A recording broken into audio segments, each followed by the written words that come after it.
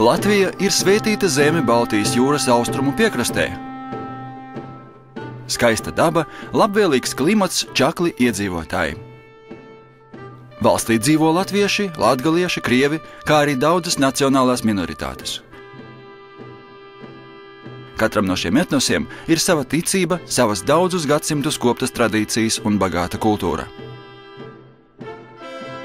Taču aiz ārēji skaistās Latvijas sabiedrības dzīves fasādes slēpjas ass etniskais konflikts.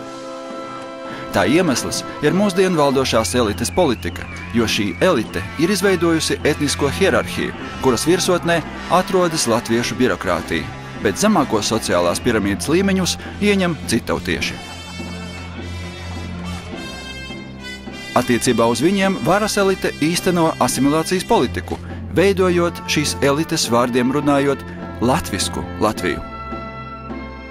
Lūk piemērs, kā raksturo šīs etniskās politikas mērķi galvenās valdošās partijas vienotība, vadošā ideoloģe Sarmīta Ēlerte. Nacionālās identitātes un integrācijas programma nozīmē vienlaikus stiprināt divas lietas. Šo Latvijai īpašo identitāti, to, kas padara mūs par latviešiem, latviešu valodu, latvisko kultūru telpu, jo ir jābūt pamatam, kurā mēs integrējamies. Otrs jautājums vai otrs virziens palīdzēt Latvijas cilvēkiem labāk iekļauties šajā te kopējā telpā. Ja pasaka to pašu ar vienu teikumu, visiem valsts iedzīvotājiem jākļūst par latviešiem.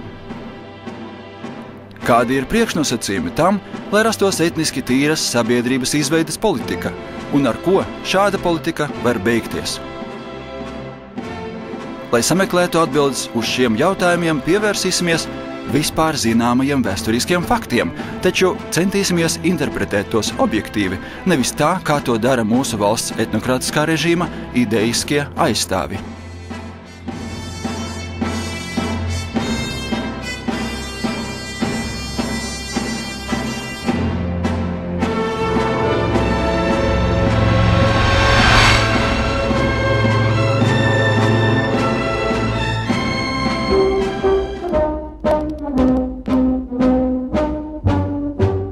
Tūkstoš 917. gada oktobrī asu šķiru pretrunu dēļ zem Pirmā pasaules kara grūtības loga Krievijā notikusi socialistiskā revolūcija.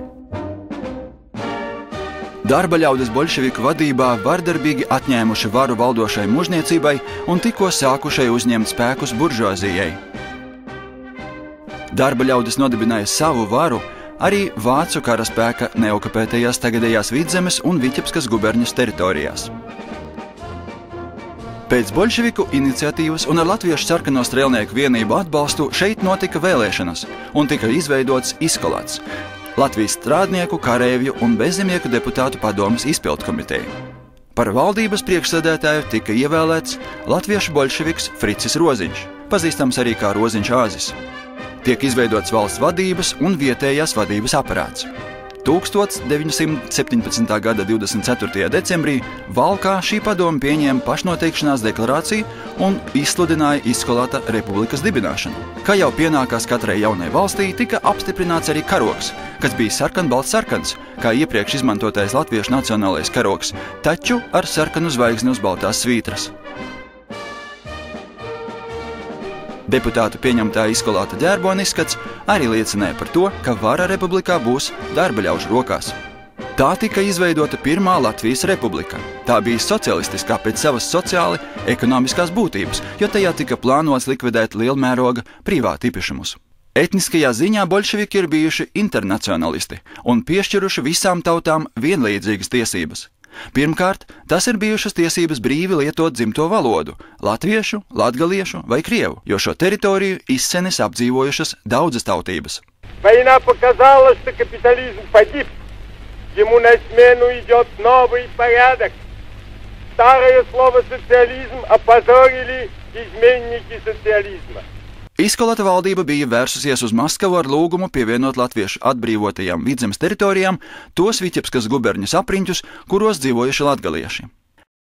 Par pamatojumu šādam lūgumam bija Pirmā Latgales latviešu kongresa, Pirmā Latgales kongresa lēmums pieņemts tā paša gada martā.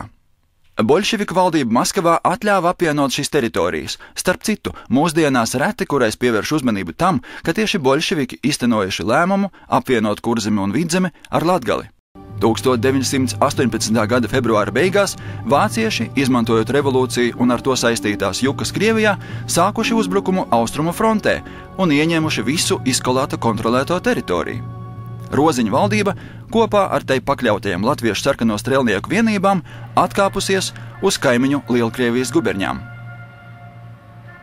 Pēc tam Kurzemes, Vidzemes un Igaunijas landesrāti, kuros vara piederējusi baltvāciešiem, pasludinājuši par savas valsts Baltijas hercogistes dibināšanu. Baltvācieši atjaunojuši seno Livonijas karogu, baltu ar melnu latīņu krustu vidū un tādu pašu ģerboni. Par oficiālo valodu kļuva vācu valoda. Kārtības un mantas sargāšanai tika izveidota bruņota zemesardze, jeb landesvērs. Tika paredzēts, ka Baltijas hercogiste būs saistīta personīgā unijā ar Vāciju, kļūs par tās koloniju, kurā valdīs vācieši. Taču 1918. gada novembrī demokratiskā revolūcija bija notikusi jau Vācijas impērijā. Vācu karaspēka komandējums Rīgā operatīvi izlēma kolonijas vietā izveidot okupētajās Baltijas teritorijās marionetes valsti ar plašāku etnisko un sociālo bāzi.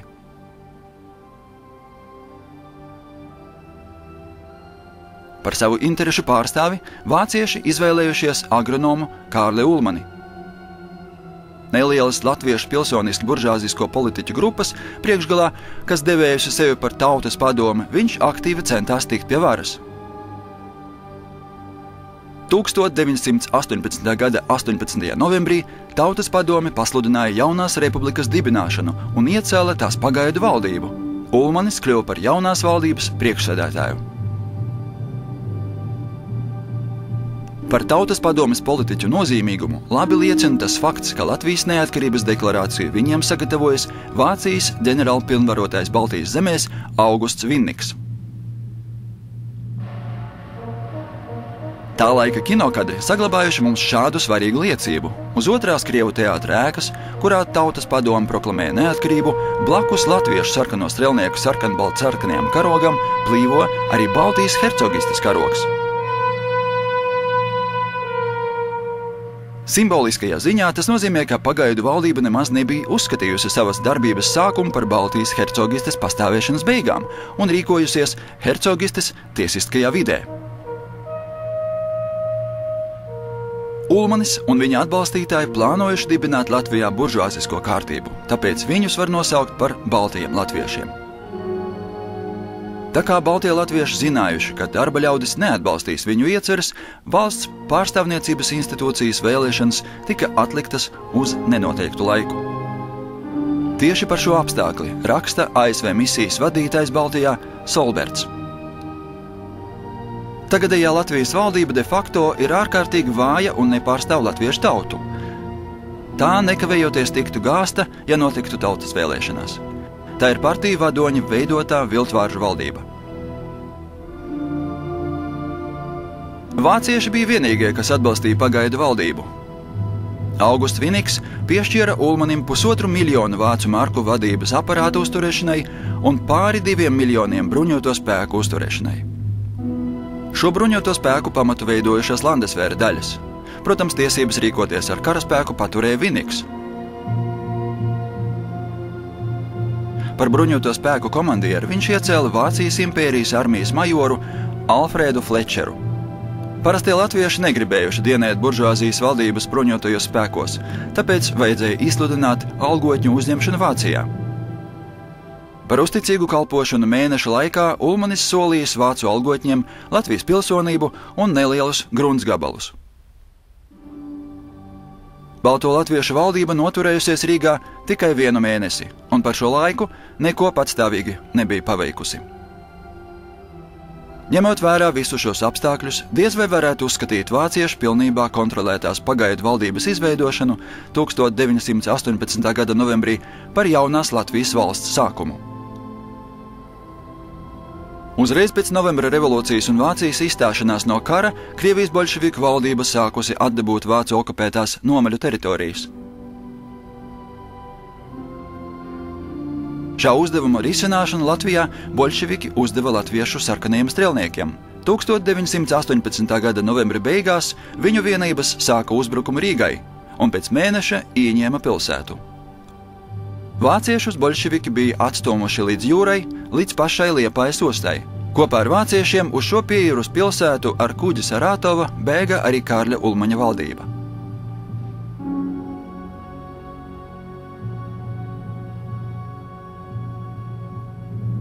Politisko vadību no bolševiku puses tolaik īstenoja Pētera Stučkas vadītā Padomju Latvijas strādnieku un zemnieku pagaidu valdība. Teritorijā, kas bija praktiski pilnīgi atbrīvota no vācu karaspēka, tā rīkojusi delegātu vēlēšanas un sasaukusi Rīgā strādnieku, bezzemnieku un strēlnieku padomju kongresu. 1919. gada 13. janvārī tautas ievēlētie deputāti pasludina Latvijas Socialistiskās padomju republikas dibināšanu. Tā tiek izsludināta par izskolāta republikas pēcteci. Tiek pieņemta pirmā Latvijas konstitūcija. Kā oficiālās darīšana valodas sāk izmantot latviešu, latgaliešu un krievu valodu. Latvija no vāciskās atkal kļūst par sevi pašu. Padomju deputāti apstiprina jauno valsts simboliku – sarkanu karogu ar valsts nosaukumu saīsinājumu latviešu valodā, kas vislabāk atspoguļoja nodibinātās iekārtas socialistisko būtību un nedaudz modernizētu izskolāta ģerboni. Socialistiskajā Latvijā sākas valsts un saimniecības celšana. Bolševiki ved no Krievijas pārtiku, cenšas atjaunos rūpniecību, nodrošina ar darbu. Padomju republika izlaiž arī savu naudu. Tiek nacionalizēta muižnieku zeme.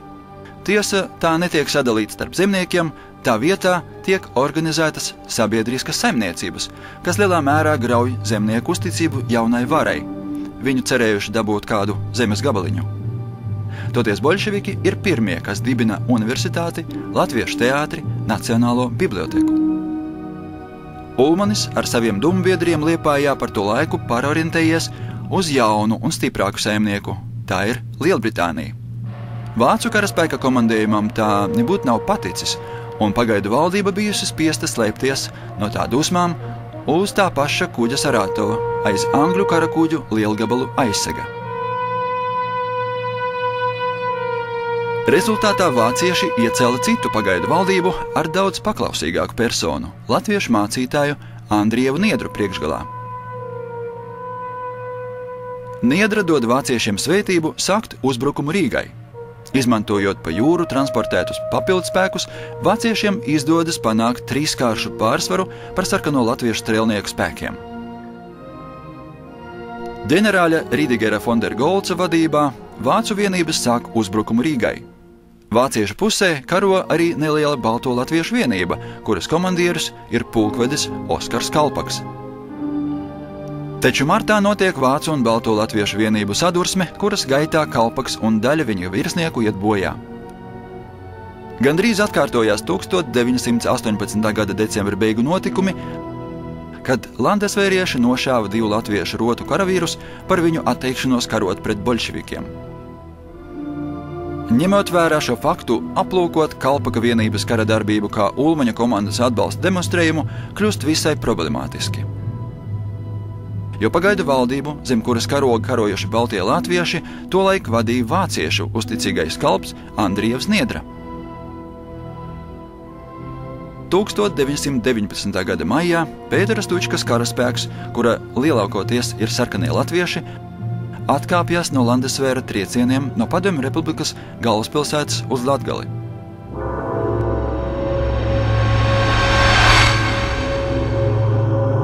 Niedras valdība sākusi savest kārtībā saimniecību.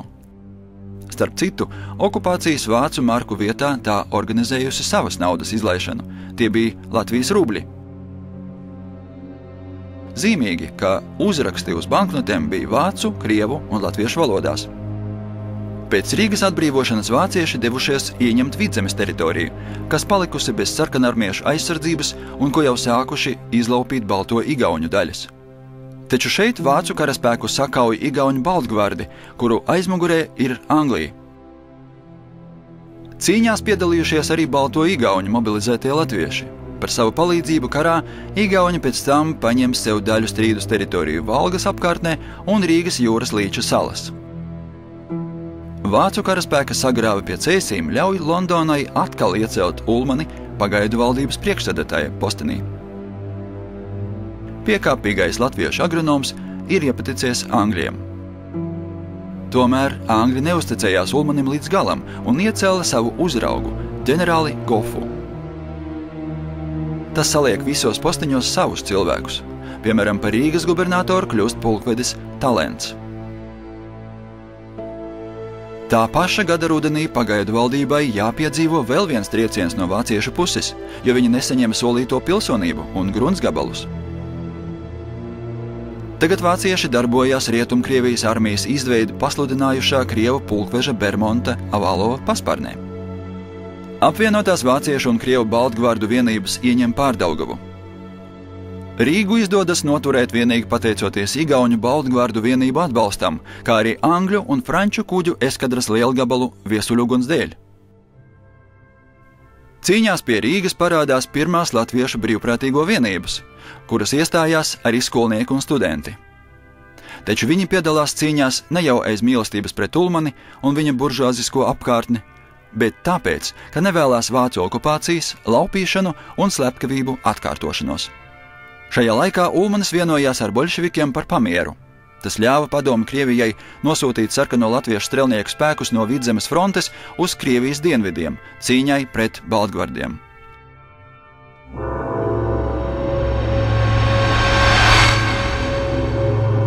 Tagad jau Angļi dod naudu pagaidu valdības uzturēšanai. Kopā viņi aizdevuši Ulmanim 2,3 miljonus mārciņu.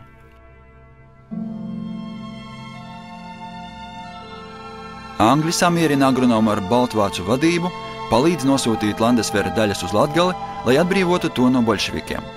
Par Landesvera komandieru kļūst Anglis Harolds Aleksandrs. Kas maksā, tas arī pasūta mūziku.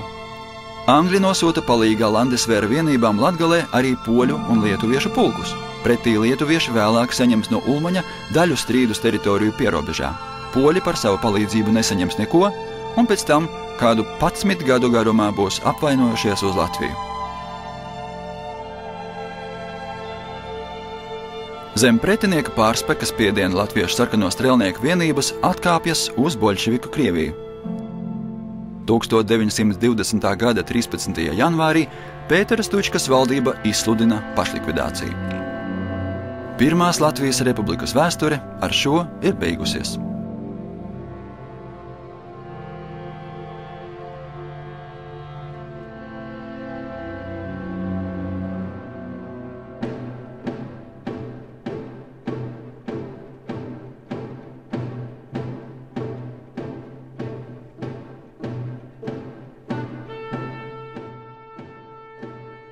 Pateicībā par atbalstu, kas tika sniegts kritiskajā brīdī, cīnoties pret baltgvardiem, Krievijas boļševiku valdība atzīst Otrās Latvijas Republikas neatkarību un 1920. gada augustā noslēdz ar to miera līgumu. Saskaņā ar šo līgumu jaunā valsts saņem gan materiālās, gan naudas kompensācijas, gan ievērojamās Pleskavas guberņas teritorijas, apdzīvotas tikai ar krieviem. Ulmaņa vienošanās ar boļševikiem nav patikusi Angļiem. Tāpēc lēmums atzīt Latviju par neatkarīgu valsti Lielbritānijā tiek pieņemts gadu vēlāk, pēc tam, kad to izdarījusi Krievija. Savienotajām valstīm, kas arī ieguldīja palielu naudu balto latviešu un boļševiku cīņu atbalstīšanā, vajadzēja 2 gadus, lai atzītu Latvijas neatkarību. Tikai pēc tam, kad anglosakši sākuši veidot vēsturiskās Krievijas pierobežā viņu kontrolēto pretpadomi buferu valstu, tā dēvēto limitrofu ķēdi, tika noteikta Otrās Latvijas Republikas vieta pasaules politiskajā sistēmā un atzītas tās tiesības pastāvēt. Pēc šīm pārmaiņām ārpolitikā pagaidu valdība iegūst zinām patstāvību un sāk uzņemt spēku. taču tas notiek jau cita premjera Zigfrīda Annas Mejerovica vadībā, jo viņš jau ārlietu ministra amatā spēja nodibināt labākus kontaktus ar angļiem un amerikāņiem. Pagaidu valdība ir spiesta saglabāt spēkā latviešu boļševiku lēmumu par vācu un poļu muižnieku īpašumu nacionalizāciju un tikai mēģina sakārtot muižu tukšo lauku sagrābšanu, ko veic zemnieki. Muižnieku zemes gabali tiek iedalīti karavīriem, kas karojuši pagaidu valdības pusē, lielākoties latviešiem. Buržuāziskie politiķi panāk lēmumu, kas uzliek zemniekiem par pienākumu izpirkt viņu sagrābto zemi, tiesa ar nomaksu uz 41 gadu. Tiek noteikta ļoti liela izpirkuma cena, un jau demobilizējušies kareivi spiesti uzvelt uz pleciem smagu hipotēkas nastu. Daudz tukšas zemes piesavinās arī latviešu ierēdņi, kas strauji vairojās. Paši ierēdņi zemi neapstrādā, bet iznomā to bezzemniekiem un masturīgiem zemniekiem. Visu šo reformu rezultātā patstāvīgi lauksaimnieki un ierēdņi kļūst par valsts galveno sociālo balstu. Šīs varas aizsardzībai viņi organizē no sava vidus brīvprātīgas pašaizsardzības vienības aizsargus. Skaitā, bruņojumā un kaujas gara ziņā šīs vienības pārspēja pat regulāro armiju. Aizsargu vienības uzņem latviešus, gan vīriešus, gan sievietes. Šī organizācija nodarbojas arī ar bērnu audzināšanu latviskā garā.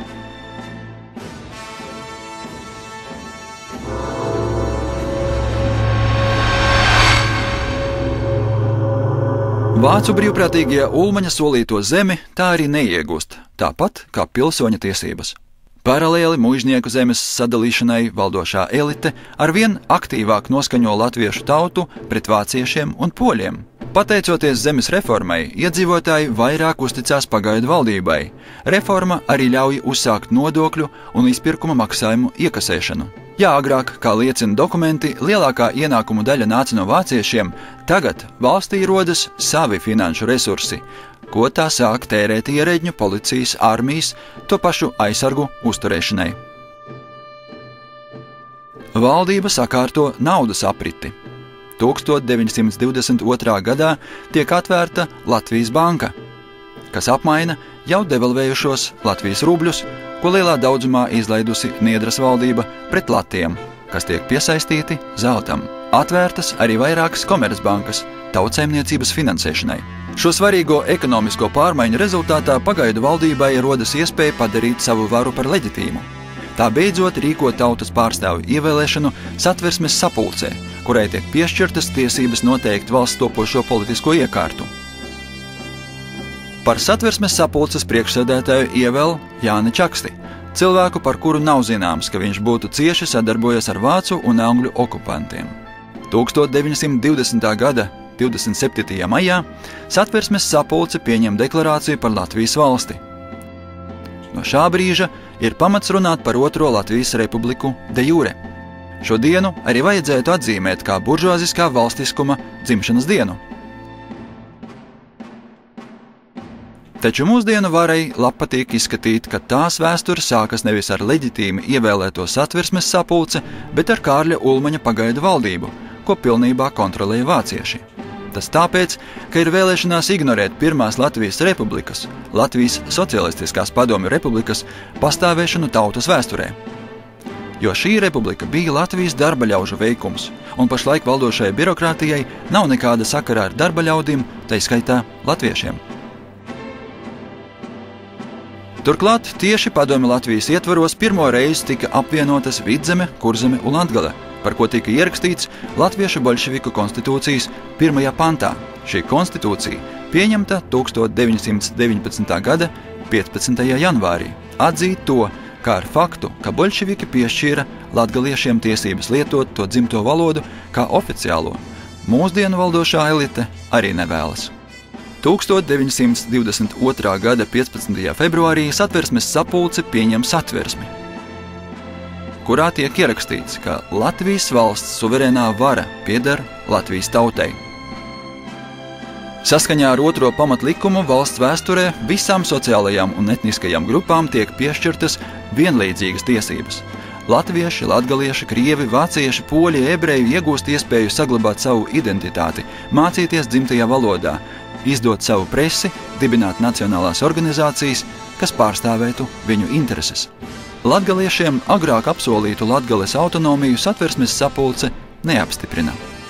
Visas latgaliešu deputātu pūles Franča Kempa priekšgalā aizsargāt savas tiesības izrādās veltīgas. Tiek noskaidrots arī, ka jaunā vara nevēlās dot naudu Latgales attīstībai, latgaliešus nelabprāt uzņem valsts dienestā un muižnieku zemes sadalīšanā viņu kārta ir pēdējā. Tāpat kā pārējiem etnosiem, kas nepieder pie titulnācijas. Atriebjoties par to, latgaliešu deputāti Satversmes sapulcē bloķē Satversmes otrās daļas pieņemšanu, kurā ļoti ierobežoti tiek noteiktas cilvēktiesības un nacionālo minoritāšu tiesības un brīvības. Tiesa gan, politisko situāciju valstī šīs latgaliešu protesta demaršs īpaši neietekmē. Otrā republika iegūst savus valsts simbolus – sarkanbaltsarkanu karogu, taču šoreiz bez sarkanās zvaigznes vidū, kā bija iepriekš apstiprinātajā Iskolata karogā, kā arī ģerbone ar zviedru vidzemes un poļu inflantijas heraldikas elementiem. Vācu Livonija, kas pastāvējusi kādus 500 gadus un 200 gadus Krievijas impērijas sastāvā, cenšas nepieminēt un nefiksēt valsts simbolos. Tiek apstiprināta arī Latvijas himna – Dievs svētī Latviju. Interesanti, ka šo himnu pirms 50 gadiem bija sarakstījis Kārlis Baumanis, pirmajiem vispārējiem latviešu dziesmu svētkiem, un Krievijas impērijā tā netraucēta tika dziedāta, un arī sarkanbaltsarkanais karogs tika publiski izmantots. Šajā Nikolaja II Rīgas vizītes kinohronikā, kas brīnumainā kārtā ir saglabājusies, ir labi redzami kadri, kuros pilsētnieku pūles priecīgi sveicina Romanovu dinastijas galvu un viņam par godu māja ar sarkanbaltsarkanajiem karogiem. Vizīte notikusi 1910. gadā. Šī ir informācija pārdomām par briesmīgo rusifikācijas politiku attiecībā uz latviešu tautu.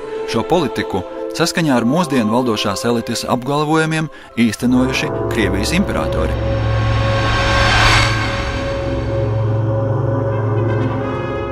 Satversmes pieņemšana ļāva uz likumīgiem pamatiem 1922. gadā rudenī ievēlēt otro valsts vēsturē pēc Padomju kongresa likumdošanas varas institūciju – Saimu. 100 deputātu ievēlēšanā piedalījās daudzās partijas, kas pārstāvējušās dažādu sociālo un nacionālo grupu intereses. Visvairāk vietu saņēma Latvijas Sociāldemokrātiskā strādnieku partija un Latviešu zemnieku savienība. Savas partijas bijušas arī latgaliešiem, poļiem, vāciešiem, krieviem un ebrejiem. Nacionālo minoritāšu partijas gan toreiz, gan vēlāk palika opozīcijā. Saima ievēl prezidentu Jāni Čaksti un varas izpildu institūciju ministru kabinetu ar Zigfridu Annu Mierovicu priekšgalā. Līdz 1924. gadam valstī bija ārkārtas stāvoklis. Lauka karatiesas saskaņā ar pagaidu valdības norādījumiem nežēlīgi izrēķinājās ar boļševikiem, bermontiešiem un Niedras valdības piekritējiem. 1922. gadā vien 20 cilvēkiem no šīm grupām tika piespriests nāvessods. Simtiem politisko pretinieku jaunā vara ieslodzījusi cietumā. Niedras prāvā Kārlis Ulmanis tikko nebija no liecinieka kļuvis par galveno apsūdzēto. Taču praktiski visa politiskā elite sadarbojusies ar vācu okupantiem un tāpēc nodēvēja Niedras lieta tika par kluso piebremzēta. Pats ekspremjers ticis tauri ar izraidīšanu no valsts, jo pārāk daudz zinājis. Pēc ārkārtas stāvokļa atcelšanas valstī sāka veidoties sava tiesu sistēma. Tā lielākoties bija balstīta uz Krievijas impērijas likumiem. Saimes sēdēs piedalījušies pārdesmit partiju pārstāvi, kas pastāvīgi ķīvējušies savā starpā. Valdības nepārtraukti nomainījušās viena ar otru, tā kā veidot savu likumdošanas bāzi deputātiem vienkārši nav atlicis laika. Latvijai, atdaloties no Krievijas, kādreiz spēcīgā Vidzemes un Kurzemes pilsētu rūpniecība zaudējusi realizācijas tirgus un nespēja atjaunot pirmskara ražošanas apjomus. Kaut cik atjaunojās ražošana vienīgi pārtikas un vieglajā rūpniecībā, kas apmierināja iekšējā tirgus vajadzības. Valdības kurs bija attīstīt fermeru lielsaimniecības, kuru produkciju tika plānots eksportēt. Masveidā tika eksportēta arī neapstrādātā koksne, taču 1929.–33. gada pasaules ekonomiskā krīze sagrāva gan lauksaimniecības eksportu, gan vietējās rūpniecības darbību. Laukos tūkstošiem izpūtēja nelielas zemnieku saimniecības, zaudējot savas produkcijas realizācijas tirgu. Krasi pieauga bezdarba līmenis pilsētās, uzņēmumu saimnieki sāka samazināt atlikušo darbinieku darba algu. Rezultātā aktivizējās strādnieku kustība. Valdība aizliedza arotbiedrības, pastiprinājušies pagrīdes komunistu un legālo sociāldemokrātu politiskā vajāšana. Jāpiebilst, ka Pirmā pasaules kara un pilsoņu kara rezultātā valsts iedzīvotāju skaits ievērojami samazinājies. Šo iedzīvotāju etniskais un sociālais sastāvs arī krasti mainījies. 1914. gada tagadējās Latvijas teritorijā dzīvojuši apmēram 2,5 miljonu cilvēku. Latviešu kopā ar latgaliešiem bija 60%. Pārējie – krievi, baltkrievi, ebreji, vācieši, poļi. Latvieši pārsvarā bija kalpi lauksaimniecībā, kā arī algoti darbinieki pilsētās. Citautieši bija lielākoties pilsētnieki, aizņemti rūpniecībā, tirdzniecībā, valsts dienestā vai bija inteliģences pārstāvji. 1920. gadā valstī dzīvoja tikai 1,6 miljonu cilvēku, tai skaitā virs 70% latviešu. Tie latvieši, kas strādājuši rūpniecībā, masveidā evakuējušies 1915. gadā uz Krieviju vai pārcelušies uz laukiem bezdarba dēļ. Pēc agrārās reformas vairums latviešu saņēma zemes gabalus un kļuva par patstāvīgiem zemniekiem, ievērojamā daļa latviešu kļuva par ierēģiem un inteliģentiem. Krievu, baltkrievu, vāciešu un ebreju skaits notikušo sociālo kataklizmu rezultātā samazinājies vairāk nekā uz pusi, taču ebreji un vācieši kopumā joprojām turēja savās rokās ap 71% īpašumu rūpniecībā un tirdzniecībā. Dominēja arī banku nozarē. Tieši viņi lielākoties bija arī ārsti, skolotāji, inženieri, arhitekti, notāri. Tas izraisīja lielu neapmierinātību latviešu ierēģiem, kuru rokās tika koncentrēta visa politiskā vara un kuru alka papildināt to ar sociālu prestīžu un privātu bagātību. Sociālā un etniskā spriedze ievērojami ietekmēja Otrās Latvijas Republikas gaisotni. Tomēr valsts palika demokrātiska, tajā tika ievērotas cilvēka un nacionālo minoritāšu pamattiesības.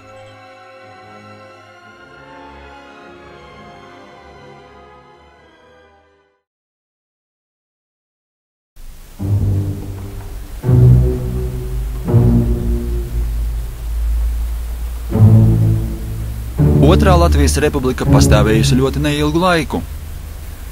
Pasaules ekonomiskās krīzes fonā valstī sāka attīstīties arī sociālai konflikti. Atrisināt šos konfliktus demokrātiskā ceļā valdošā elite nespēja. Tāpēc tā sāka meklēt atbalstītājus organizācijās, kas iebiedēja un terorizēja iedzīvotājus. Šādas organizācijas Latvijā bija, piemēram, Latvijas Nacionāla socialistiskā partija un Pērkonkrusts.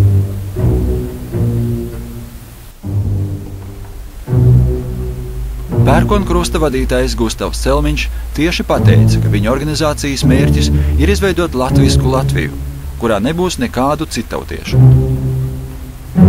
Savā slavenajā 1933. gada 17. septembra runā viņš sludināja: pamazām pēc noteikta plāna mēs atņemsim nelatviešiem politiskās tiesības un eksistences iespējamības. Atkal bez izņēmumiem. Rezultātā viena daļa izceļos uz savām pamata zemēm, viena daļa atgriezīsies latviešu tautas klēpī, no kuras tā dažādos laikos un apstākļos tikusi atgrauta vai aizgājusi. Pērkonkrustieši valkājuši pelēkus kreklus un melnas beretes, sveicinājuši viens otru ar saucienu cīņai sveiks, paceļot uz augšu labo roku. Par savu simbolu viņi izvēlējušies ugunskrustu, visai līdzīgu kāškrustam. Organizācija pulcinājusi zem saviem karogiem veselus 15,000 cilvēku. Izmantojot avīzes plakātus, masveida akcijas, latviešu nacionāli socialisti un pērkonkrustieši aktīvi izplatīja ienaidu pret citautiešiem. Viņu ietekmē etniski tīras sabiedrības izveidošanas ideju bija uztvērusi ievērojama daļa latviešu. Pērkonkrustieši joprojām brīvi staigā pa Latvijas pilsētu ielām, rīkojot citautiešu iebiedēšanas akcijas.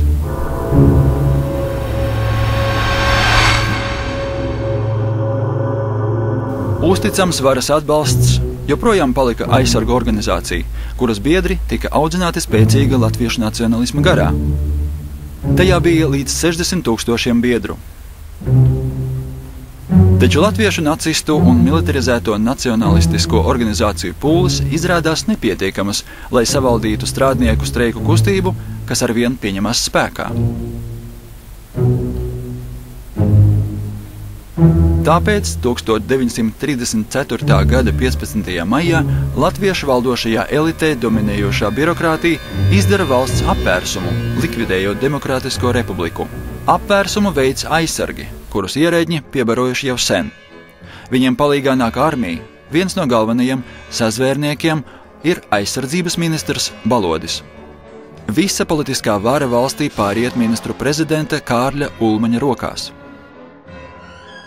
Diktators atceļ Satversmi, atlaiž Saimu, apcietina dažus deputātus, represē savus pretiniekus un visus citādi domājošos. Vairāk nekā 2000 komunistu un socialistu nonāk cietumos un viņiem speciāli izveidotajā Liepājas koncentrācijas nometnē. Viņi tiks ārā tikai pēc padomju varas iestāšanās. Atņemot Latvijas tautai tiesības ievēlēt Saimu un iecelt izpildvaru, Ulmanis praktiski atņēmis tai pilsoniskās tiesības, apspiežot pašorganizēšanās spējas un vēlmi dzīvot brīvi. Nonācis pie varas, Ulmanis ielaidis roku valsts kasē, ļaujot iedzīvoties arī saviem cīņu biedriem. Sākas skandāli ap viņa vadīto Zemes banku un Kredītbanku. Taču apsūdzēt diktatoru kā zagli neviens neuzdrošinās. Par paraugu jaunajai valsts iekārtai Ulmanis ņem nacionālsocialistisko Vāciju ar vadoņu kultu, totalitarismu, etniski tīras sabiedrības izveidošanas ideju. Pēc vācu šabloniem Ulmanis izdara visu iespējamo, lai viņu atzītu par latviešu tautas vadoni. Rīko daudzus mītiņus un gājienus, svinības sev par godu. Taču strādniekus viņš piespiež strādāt arvien intensīvāk, atņem tiesības streikot un piestiprina pie darba vietas. Nacistu rasu teorija vietējās varas interpretācijā kļūst par latviskās Latvijas izveidošanas koncepciju. Pēc 1934. gada apvērsuma etniski tīras sabiedrības projektu sāk īstenot jau ar visa valsts aparāta spēkiem. Citautieši tiek izspiesti no ierēģņu amatiem un prestīžākām profesijām. Daļa vāciešu un ebreju kapitāla tiek nacionalizēta. 1941. gada vasarā NKVD pratināšanas laikā Kārlis Ulmanis lielījās, ka pēc varas sagrābšanas viņam izdevies samazināt vāciešu un ebreju daļu valsts banku kapitālā no 90 līdz pat 10% un slēgt visas viņu saimnieciskās asociācijas. Latgaliešiem, krieviem, vāciešiem un ebrejiem tiek ierobežotās iespējas izmantot dzimto valodu oficiālajā jomā un mācīt tajā savus bērnus skolās, tiesības izdot avīzes un žurnālus. 1932. gadā vācu un krievu valodu aizliedz izmantot Saeimā. 1935. gadā arī vietējās pašvaldībās. Lūk, kā latviešu karikatūrists sajūsmināti attēloja uzvaru par citautiešiem valodu jautājumā. Sevišķi cieši latgalieši, kurus piespiedu kārtā reģistrē kā latviešus. Latgaliešu etnos oficiāli pārstāja eksistēt. Latgaliešu personvārdi un vietvārdi tiek pārveidoti. Joņs kļūst par Jāni, notiek latgaliešu rakstības latviskošana, Rēzeknē tiek slēgts skolotāja institūts. Latgaliešu teātris sāk uzvest lugas tikai latviešu valodā. No bibliotekām tiek izņemtas un iznīcinātas grāmatas latgaliešu valodā, pārstāja iznākt vairākas avīzes un žurnāli. Nebūt nav nejauši, ka mūsdienās Latvijas kultūras kanonā ir iekļauta tikai latgaliešu keramika. Latgaliešu literatūras, teātra, glezniecības, mūzikas darbiem tajā nav vietas. Ulmaņa metodes, ar kurām celt latvisku Latviju, ir nesušas augļus pēc 80 gadiem no brīža, kad tika nodibināta viņa diktatūra. 1939. gada oktobrī Vācijas reichskanclers aicina visus Austrum Eiropas vāciešus atgriezties dzimtenē. Risinājums tiek pamatots ar bažām, ka diasporas vācieši nevarēs pretoties stingrajai asimilācijas politikai. Attiecībā uz Latvijā dzīvojošiem vāciešiem šīs bažas bija pamatotas. Ulmanis slēdza vācu skolas, Herdera institūtu, kur studiju valoda bija vācu, likvidēja vāciešu sabiedriskās organizācijas. Zem valdības spiediena 55,000 baltvāciešu bija spiesti uz mūžu atteikties no Latvijas pilsonības un atstāt valsti. Lai deportētu vāciešus uz Trešo reihu, vajadzēja vairāk nekā 100 kuģu. Vāciešiem, uzkāpjot uz borta, viņi tiek pārmeklēti un viņiem atņēma valūtu, dārglietas, mākslas darbus un pat grāmatas. Pirms tam repatriantiem bija jāpārdod gandrīz par velti vai tāpat jāpamet viss savs nekustamais īpašums, mēbeles, personīgās mantas. Visa šī iedzīve lielākoties nonāca latviešu ierēģņu rīcībā.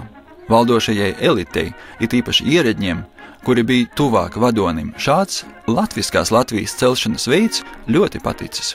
Tas ļāvis viņiem bez liekas piepūles kļūt bagātākiem, piesavinoties citautiešu mantas. Šī metode nepalika neievērota.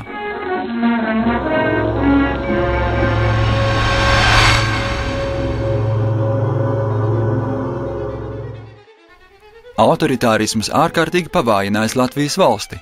Notiekot kārtējām ārpolitiskās konjunktūras izmaiņām, tautas nekontrolētā birokrātija ilgi nedomājot pārgāja jauno, tagad jau padomju saimnieku dienestā. Valsts līderis Kārlis Ulmanis atļauj ienākt valstī padomju karaspēkam, mierinoši vēršoties pie tautas. Es palikšu savā vietā, jūs palieciet savās. Aicināt tautu aizstāvēt savu suverenitāti viņam pat prātā neienāk, jo šo suverenitāti viņš pats ir izpostījis tikai pirms 6 gadiem. Jāpiebilst, ka Ulmanim toreiz nebija iespējams īstenot sabalansētāku ārpolitiku un lūgt palīdzību Vācijā, jo šīs valsts vadība ļoti labi atcerējās, ka pirms gada tika aplaupīti un izstumti no valsts 10 000 etnisko vāciešu. Birokrātiskās elites nodevība attiecībā uz sociāli tuvo buržuāziju ļāva viegli izmainīt valsts sociāli ekonomisko iekārtu. Latvijas tauta demokrātiskā ceļā brīvās vispārējās vēlēšanās ievēl tautas saimu. Dominējošā loma šajā saimā ir tikko atbrīvotajiem no cietumiem un nometnēm vietējiem komunistiem, kā arī sociāldemokrātiem. Viņi arī ieņem strateģiski svarīgus posteņus izpildvaras institūcijās. Par valdības priekšsēdētāju, piemēram, tiek iecelts zinātnieks Augusts Kirkensteins, par iekšlietu ministru rakstnieks Vilis Lācis. 1940. gada 21. jūlijā Saeima pasludina Latvijas Padomju Socialistiskās republikas dibināšanu. Padomju Latvija kļūst par 3. Latvijas republiku.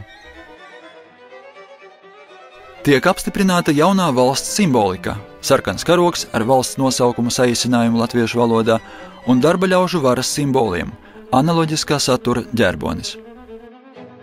Saeima akceptē jauno, jau 3. konstitūciju, kurā ir teikts, ka vara valstī pieder darbaļaudīm. Tas nodrošina juridisku pamatojumu socialistiskajām reformām, tostarp arī lielu privātu īpašumu nacionalizācijai un daļējai zemes piešķiršanai nabadzīgākajiem zemniekiem. Visi iedzīvotāji atgūst pilsoņu tiesības, ko atņēmusi Ulmaņa diktatūra. Citautiešu diskriminācija izbeidzas. Latvija atkal ir tāda, kāda tā reāli ir, nevis tikai latviska. Jaunievēlētā Saeima vēršas PSRS augstākajā padomē ar lūgumu uzņemt Latviju PSRS sastāvā ar republikas tiesībām. 1940. gada 5. augustā šis lūgums tiek apmierināts. Latviešu valdošā elite nebija organizējusi bruņotu pretestību padomju karaspēka ienākšanai, taču Latvijas armijā tolaik bija vairāk nekā 25 000 cilvēku. Tā bija labi bruņota un apgādāta ar kara tehniku. Nepieciešamības gadījumā Latvija varētu apbruņot vēl 200 000 cilvēku. Padomju bruņoto spēku kontingents Latvijā nebija lielāks par 25 000. Ar šādu pašu karaspēka bilanci Somija tajā pašā laikā pusgada garumā cīnījās par savu suverenitāti un nosargāja to. Taču pilnīgi visi latviešu virsnieki un karēvi zvērējuši jaunajai varai un brīvprātīgi iestājušies sarkanās armijas teritoriālajās daļās. Pēc padomju varas nodibināšanas komunisti likvidē radikālās nacionalistiskās un nacionālsocialistiskās latviešu organizācijas, taču to aktīvisti praktiski netiek vajāti. Padomju vara anulē visus zemes izpirkuma maksājumus zemniekiem, piešķir bezzemniekiem gruntsgabalus no valsts rezervēm. Pilsētās tiek likvidēts bezdarbs, palielināts strādnieku un kalpotāju darba alga. Vienlaikus notiek banku, lielu uzņēmumu, īres namu, slimnīcu nacionalizācija. Latus nomaina padomju rubļi. Nacionalizācija izraisa bijušās valdošās šķiras neapmierinātību. Aktīvākie no tās pārstāvjiem dibina pagrīdes organizācijas, lai cīnītos pret padomju varu, bruņojas, gatavojas terorisma darbībai. Martā NKVD atmasko bruņot pagrīdnieku grupu ar 71 locekli un vācu izlūkdienesta rezidentu Hansu Šinki priekšgalā. Pagrīdnieki bijuši saistīti ar latviešu teritoriālo korpusu, kas jau tika iekļauts padomju armijā. Vēl vienu pagrīdes grupu uz VF rūpnīcas bāzes apcietina tieši pirms terorisma aktu veikšanas. Par to savās atmiņās pēc kara rakstīja bijušais SS virsnieks Induls Kažociņš. Ņemot vērā šos apstākļus un tuvojošos karu, 1941. gada jūnijā varas iestādes izsūta no valsts personas, kas veidojušas nacistu un nacionālistu pagrīdes sociālo bāzi, bijušos žandarmus un virsniekus, muižniekus, lieltirgotājus, rūpniekus un ierēģņus, kriminālu noziedzniekus un prostitūtas. Izsūta arī šo iedzīvotāju kategoriju ģimenes locekļus. Kā parasti, šādos gadījumos cieši arī nevainīgi cilvēki.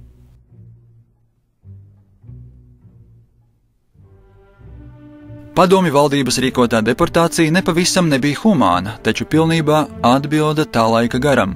Piemēram, 1942. gada 19. februārī demokrātisko ASV prezidents Franklins Delano Roosevelts parakstījis ārkārtas rīkojumu numurs 9066, ar ko sankcionēja Japāņu deportāciju. ASV teritorijā tika organizētas 10 koncentrācijas nometnes deportētajiem. Japāņi nokļuva armijas jurisdikcijā. Šajā periodā no ASV armijas tika atlaistas arī visas Japāņu tautības militāra personas.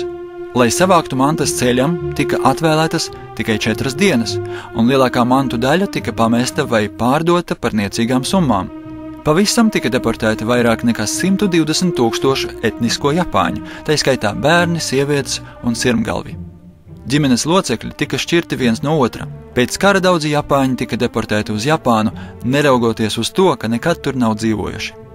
Tagadējai Japānas valdībai nenāk prātā iesniegt ASV varas iestādēm rēķinu par šīm deportācijām. Tā zina, ka šāda ir maksa par izgāzušos mēģinājumu izveidot Āzijā etniski tīru sabiedrību. –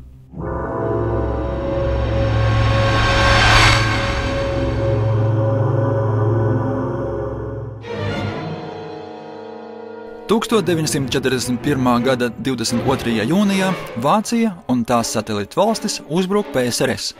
Sākas lielais Tēvijas karš. Padomju Latvijas teritorijā ienaidnieku agresijai pretojās gan sarkanās armijas daļas, gan vietējo komunistu mobilizētās latviešu brīvprātīgo vienības. Taču, izmantojot ievērojumu bruņojumu un dzīvā spēka pārsvaru, vācieši 2 nedēļu laikā okupē visu Padomju Latvijas teritoriju. Tiklīdz sācies vācu karaspēka uzbrukums, latviešu nacionālsocialisti, pērkonu krustieši un aizsargi izgāja no pagrīdes un mēģināja realizēt praksē viņiem dziļi dvēselē iekritušo etniski tīras sabiedrības izveidošanas ideju. Viņi apvienojās vienībās un sāka iznīcināt savus nesenos kaimiņus, čigānus un ebrejus. Īpaši nežēlīgas bijušas slepkavu grupas latviešu nacistu Viktora Arāja un Herberta Cukura vadībā. Šīs ir dokumentālās liecības par viņu darbību, arestiem, ebreju iznīcināšanu. Šos uzņēmumus latviešu nacisti izdarījuši Liepājas tuvumā. Un lūk, ko stāstījuši Lobas vienības dalībnieki, jau būdami notiesāti pēc kara par saviem noziegumiem ar ieslodzījumu cietumā. Pirmajā akcijā tika nošaut apmēram 60 ebreji. Otrajā akcijā, cik man atmiņa neviļ, tad nošāva apmēram tāpat 60 cilvēkus. Akcijas, cik es dzirdēju personīgi, tad ir notikuši gandrīz katru dienu. Un tūlīt pēc tās operācijas tu iedzēram un tūlīt mašīna iekš un vien tā kaut mūs atpakaļ. Bez ebrejiem un čigāniem vietējie nacisti slepkavojuši arī savus idejiskos pretiniekus, komunistus un padomju darbiniekus. Pēc vēsturnieku liecībām pavisam šīs vienības vēl pirms vāciešu atnākšanas iznīcinājušas bez tiesas sprieduma ap 30 000 cilvēku. Upuru īpašums tika tiem, kas organizēja izrēķināšanos. Nacisma idejas atrada piekrišanu zināmai latviešu tautas daļai. Daudzi latvieši ar ziediem rokās sagaidījuši vācu armiju, cerot, kā ar tās palīdzību varēs izveidot Latviju brīvu no žīdiem un komunistiem. Šādi domāt viņiem lika vietējie nacionālsocialisti, kas organizējuši propagandu, izmantojot latviešu avīzi Tēvija. Lūk, ko rakstījusi šī avīze 1941. gada 11. jūlijā. Žīdu grēki ir pārāk smagi. Viņi gribēja iznīcināt mūsu nāciju, tāpēc viņiem jāmirst kā kultūras nācijai. Latviešu nacionālsocialisti mēģinājuši izveidot savas varas institūcijas un vērsušies pēc svētības pie paša Fīrera. Taču vāciešiem bija pavisam citi plāni attiecībā uz latviešiem, kas nepiederēja pie āriešu rases. Iekarotās republikas teritoriju ar kolonijas tiesībām iekļauj Ostlandes Reichskomisariāta sastāvā. Par Reichskomisariāta vadītāju ieceļ vācieti Henriku Lozi. Vācieši Reichskomisariātā ieņem visus varas posteņus, kļūst par visu lielu un vidēju uzņēmumu vadītājiem. Starp citu, šie uzņēmumi pāriet Trešā reiha īpašumā, kā kara trofejs. Virs kolonijas tiek pacelts Trešā reiha sarkanais karogs ar melnu kāšu krustu vidū. Par ģerboni kļūst vācu ērglis. Vācu valoda tagad ir valsts iestāžu lietvedības valoda. Tiek izveidota arī vietējā pašvaldība, pašpārvalde. Par tās vadītāju vācieši ieceļ bijušo Ulmaņa laiku ģenerāli Oskaru Dankeru. Darbā pašpārvaldē masveidā tiek uzņemti bijušie Ulmaņa laika ierēģi, militāri personas, aizsargi. Viņi visi ar prieku pāriet dienestā pie jaunajiem saimniekiem, kur tāpat kā agrāk sāk pildīt represīvās funkcijas. Latviešu nacistu vienības vācu administrācija reorganizē par palika policijas bataljoniem, šucmaņu bataljoniem, kuriem tiek uzdots arī turpmāk veikt netīru darbu, iznīcināt rases ziņā nepilnvērtīgus elementus. Tiek organizēti arī krievu un latgaliešu policijas bataljoni, kas ienes savu ieguldījumu šajā lietā, taču šos bataljonus vācieši uzskata par maz uzticamajiem, kā komplektētus ar zemākās rases pārstāvjiem. Vāciešu vadībā šucmaņi apsargā koncentrācijas nometnes, veic represijas pret mierīgajiem iedzīvotājiem, soda operācijas pret pagrīdniekiem un partizāniem, izplatot sev apkārt nāve un postījumus. Skatīties uz šīm fotogrāfijām ir sāpīgi, neviļus gribas novērst skatienu, taču ticiet šucmaņu stāstiem par to, ka viņi neesot piedalījušies šajos nodarījumos, ir vienkārši noziedzīgi. Šis ir 1944. gada 12. decembra tiesu medicīnas ekspertu atzinums par vācu fašistu okupantu nodarījumiem tikai Rīgas apkārtnē. Pavisam eksperti ir apstiprinājuši vairāk nekā 300 000 līķu esamību. Konstatēti ir šādi karagūstekņu un padomju pilsoņu iznīcināšanas veidi. A. Galvas un citu ķermeņa daļu traumas ar neasiem cietiem priekšmetiem, kā arī šaujam ieroču izmantošana. B. Nākamais iznīcināšanas veids ir bats, kas īsā laikā izraisīja spēku izsīkumu un līdz ar to arī nāvi. Papildus tam konstatēti arī nāves gadījumi infekciju slimību dēļ. Atsevišķās vietās konstatēts, ka nāvi iestājusies asfikcijas nožņaukšanas rezultātā, jo padomju pilsoņi tika aprakti zemē dzīvi.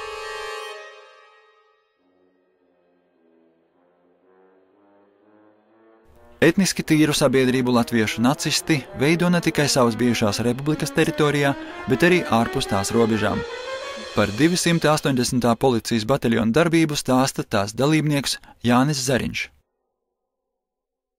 Mums bija dots rīkojums uz Baltkrieviju visam bataljonam. Kad mēs nonācam līdz Kahanovičiem, mēs civilizētojus izvedam ārā, pateicam, kas lai viņi paņem līdzi, drēbes, tur bija maz bērni, sievietes. Sirm galni jau nebija neviena vīrieši tur. Tikai sievietes un maz bērni. Tik dzīt iekšā šķūnī un nošauti. Šādā veidā latviešu nacisti kļūst par skrūvītēm lielajā nacionālsocialistiskajā mašīnā etniski tīras sabiedrības izveidei, taču vācu, nevis latviešu sabiedrības. Parastos latviešus viņi piespiež cītīgi strādāt āriešu labā, dienēt vācu armijā. Šim nolūkam ideologi iedzen latviešu prātos idejas par viņu pārākumu par latgaliešiem, slāviem un pārējiem citautiešiem, protams, izņemot vāciešus. Latviešu nacionālā elita saprata, ka nevisai attālā nākotnē paredzēta pilna latviešu tautas asimilācija. Taču rasistiskais ienaids pret citautiešiem un mankārība padarīja viņus vienaldzīgus pret pašu tautas likteni. Šāds bija, piemēram, SS Gruppenführers Rudolfs Bangerskis, kas piesedza ar savu vārdu piespiedu mobilizāciju Vācu armijā un izrēķināšanos ar tiem, kurus neapmierināja pastāvošais režīms.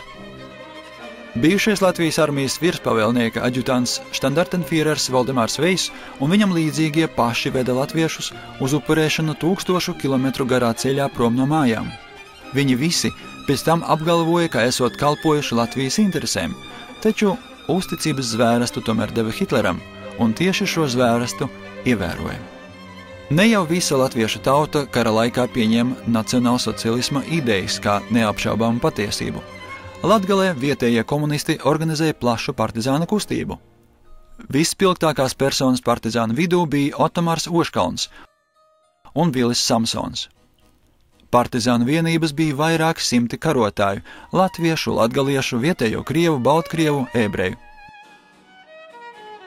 Partizāni iznīcināja pretinieka dzīvo spēku un tehniku, spridzināja noliktavas, tiltus un vilcienus. Latvijas pilsētās darbojās komunistu antinacistu pagrīde ar tādiem cilvēkiem kā komunists Imants Sudmalis priekšgalā. Latvieši drosmīgi karojuši ar vāciešiem sarkanās armijas nacionālo vienību sastāvā. Tas tika atspoguļots tā laika centrālajā presē. Republikas komunistiskā vadība uzturēja pastāvīgus sakarus ar latviešu sarkanajām daļām. Šīs sarkanās armijas vienību komandieri bija latvieši Voldemārs Dambergs un Detlavs Brandkalns. Par kara uztveri stāsta tā dalībnieks, sarkanais latvietis Dzirds Jākopsons. Es atrodos frontē, jo sākot ar 27. jūniju es ieslēdzos sarkanās armijas rindās un biju sākumā Gorhovets līderos, un tad no 6. decembra gāju Maskavas aizstāvēšanai, un tā es karjoju, ceļus nogāju un nogājām līdz Starai Rusai, kur mums smagas kaujas bija, un tikai pārbraucot mājas es to dabūju zināt. Un māte un veci mani brāļi, māsas ir palikuši šeit un viņi tika nošauti. Tad arī ir zināms, kad viņi guļ Kaziņu mežā, viss ir kopējā kapā. Tas ir bijis tieši lobe. Pēc sagraves Staļingradā vācieši apvieno visas policijas vienības latviešu brīvprātīgajā SS leģionā, ko izmanto kaujās pret sarkano armiju Austrumu frontē. Lūk, piemēram, kadri ar viņu varoņdarbiem Volhovas frontē. Latviešu brīvprātīgo plūsma drīzumā sāk izsīkt, un vācieši izsludina vairākas piespiedu mobilizācijas. Rezultātā kareivju skaits divās latviešu SS divīzijās kara beigās sasniedz 110 000 cilvēku. Visi iesauktie latviešu kareivi iziet nopietnu ideoloģisko sagatavošanu nacisma garā. 1944. gada rudenī latviešu sarkano daļu karavīri atbrīvo Padomju Latvijas galvaspilsētu Rīgu no vāciešiem un soļo pa tās ielām uzvaras maršā.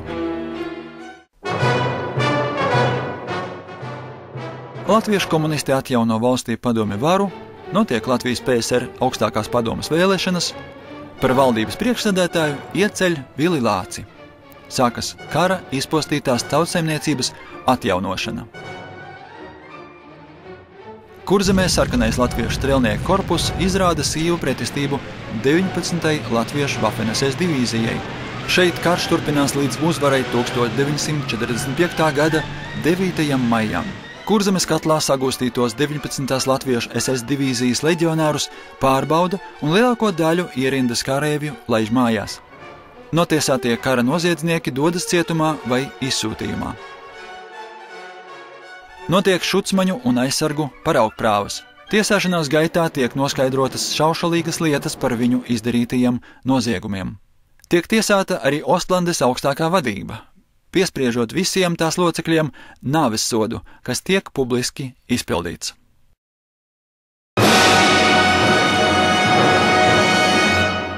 Traģiskā pieredze kas saistīta ar mēģinājumu izveidot Latvijā etnisku tīru sabiedrību, vispirms latviešu, pēc tam vāciešu, kurā latviešu nacistiem bija tikai palīga funkcija, ar šo beidzas.